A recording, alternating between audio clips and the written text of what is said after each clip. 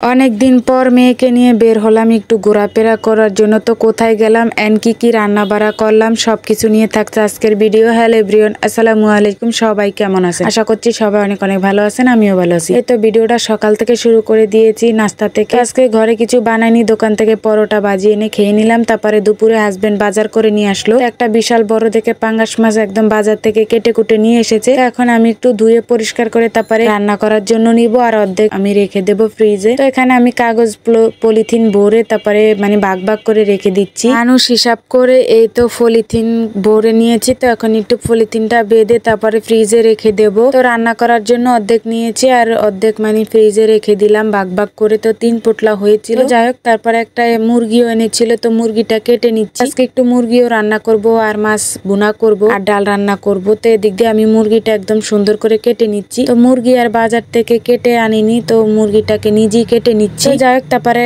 সবকিছু ধুয়ে টুয়ে পরিষ্কার করে রান্না করতে চলে আসলাম। তো আগে থেকে ডাল বসিয়ে রেখেছিলাম, ডালটা বাগার দিয়ে নামিয়ে নিলাম। তারপরে এই তো মাছটাকে হলুদ লবণ মেখে নিয়েছি। তো এখন করে নিচ্ছি, একটু লাল লাল করে ভেজে নিচ্ছি। তারপরে ভাজা হয়ে গেলে এখন মাছটাকে চড়িয়ে দেব। তো এখানে আমি মশলা কষিয়ে নেব, পরিমাণ মতো যা যা মশলা দরকার সবকিছু দিয়ে দিয়েছি। দিয়ে এখন ভালো করে মশলাটাকে কষিয়ে নিয়েছি। তো এখন ভেজে রাখা মাছগুলো দিয়ে দিলাম, দিয়ে সুন্দর করে তারপরে এই তো নেড়ে চেড়ে টমেটো দিয়ে দেবো সাথে। টমেটো দিয়ে এই তো সুন্দর করে নেড়ে চেড়ে করে নিলাম। তো যাই হোক, পানি দিয়ে ডেকে রান্না করে নেব। তো মাছটা হয়ে গেলে তারপরে মুরগি রান্না করব। তো এর পাকে আমি একটু করলা ভাজি করব। তো করলা ভাজিটাও কেটে নিয়েছিলাম। তো এখন একটু চড়িয়ে দিচ্ছি। তো তরকারি আরেক চুলায় হয়ে যাচ্ছে আর এদিক দিয়ে আমি করলা ভাজিটা করে নিচ্ছি। এখানে আমি করলা ভাজিটা একটু হলুদ দিলে খেতে ভালো লাগে, দেখতেও কালারটা সুন্দর আসে, তাই জন্য হলুদ দিলাম। দিয়ে এই তো নেড়ে ছেড়ে বাছতে বসিয়ে দিলাম। তারপরে এর পাকে আমার মাছটা হয়ে গিয়েছিল আর নামিয়ে এনেছি। তারপরে মশলা কষিয়ে নিলাম মাংস কষানোর জন্য। তো মাংসটাও দিয়ে দিলাম, দিয়ে এই তো নেড়ে চেড়ে এখন কষিয়ে নেব। তারপরে কষানো হয়ে গেলে এখন একটু আলু দেব। তো মাংসের সাথে আলু দিলে খেতেও অনেক মজা হয়। আমি আবার সব মাংসের সাথেই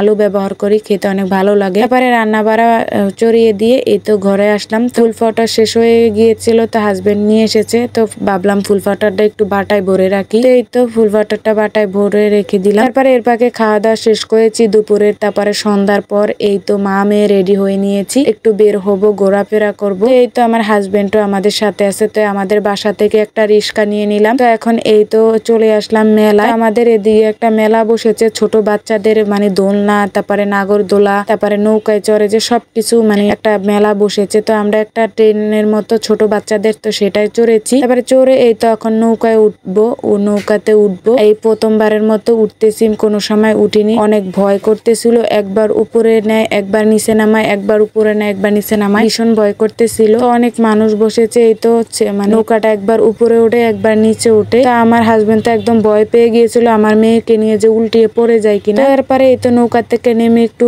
দেখি অনেক নানান রকমের আচার বসেছিল। তারপরে মনেকা, বাতাসা, তারপরে সন্দেশ, জিলাপি, অনেক রকমের জিনিস উঠেছিল। তো দেখেছিলাম আর কিনিনি। তারপরে এই তো মুখে নিয়ে যে খেলে বিড়ির মতো ধোয়া ওড়ে, এটা খাওয়ার অনেক ইচ্ছা ছিল। তারপরে এই তো একটা কিনে দিয়েছিল হাজবেন্ড, একদম বাজে, শুধু টাকা লস। তো যাই হোক, এই তো খাওয়া দাওয়া ঘোরাফেরা করে বাসায় চলে এসেছি। তো আজকের ভিডিওটা এই পর্যন্তই। আল্লাহ হাফেজ, টাটা।